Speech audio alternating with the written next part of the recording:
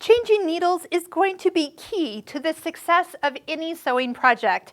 On the Husqvarna Viking Onyx 25, I'm going to show you how to take out a needle, how to put a needle in, and a couple things to know that there are lots of different kinds of needles for different fabrics, and also they change in size depending on which thickness of thread you're using. So if you're unsure with needles, we have a whole needle playlist. Link we'll put in the description below.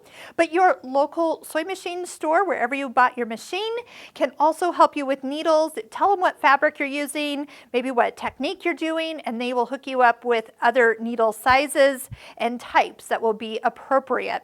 In with this machine came a couple like small, medium, and large basic needles, like universal needles.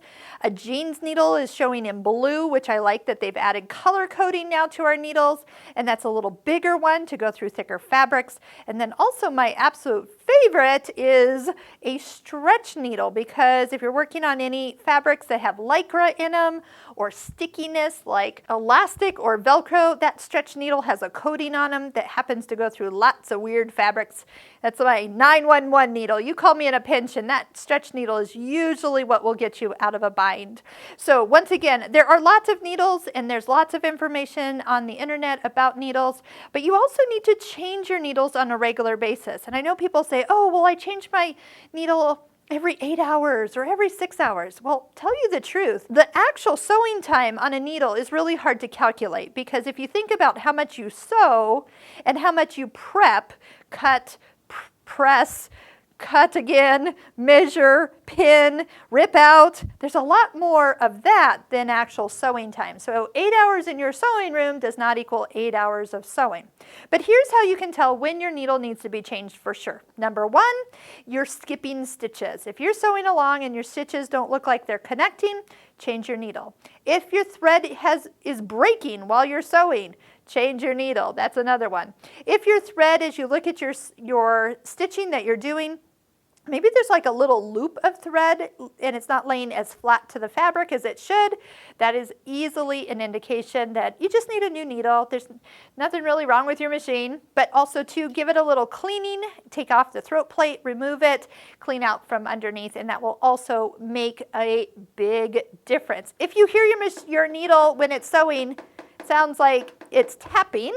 It shouldn't. It should be nice and smooth and quiet. If it's tapping, there might be a burr on the needle. Just put a new needle in. It's the easiest thing. So before you send me an email or you call your local store, change your needle to the right one for the fabric and technique that you're doing.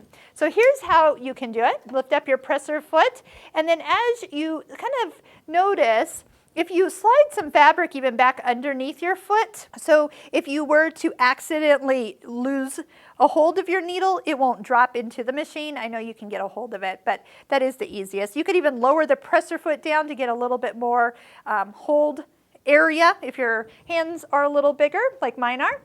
You can also take and use a screwdriver right in this groove, but you're going to turn this screw. Sometimes you can do that with your fingers, which I haven't taken a needle out of this brand new machine, so it's a little tighter than normal, so I am going to use the screwdriver. By the way, that's the screwdriver that came with your machine, and this is where we use it.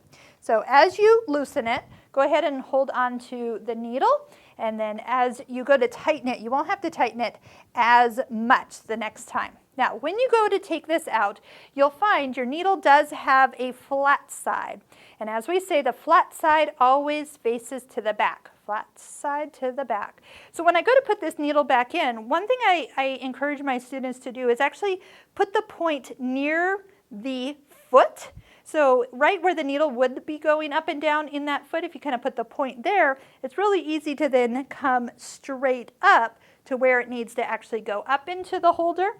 If you don't have a foot on, that actually makes putting a needle in almost harder, because you don't have a place where you can kind of eye where to lift straight up.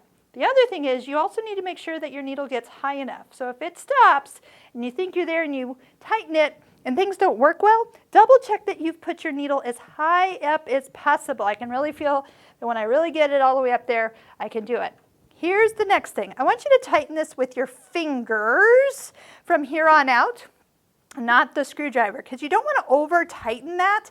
As you over tighten it over time, it actually makes this not work, whether it kind of strips the screw or just can't hold the needle in anymore. So you need to tighten it so the needle doesn't fall out, but too much is too much. So make sure that you just get it nicely tightened, and probably so you could even loosen it with just your fingers. So does that make sense? Just a little kind of extra tight, but you don't have to crank on this once you've kind of taken your needle out for the first time. So all the way to the highest point. Don't over tighten this.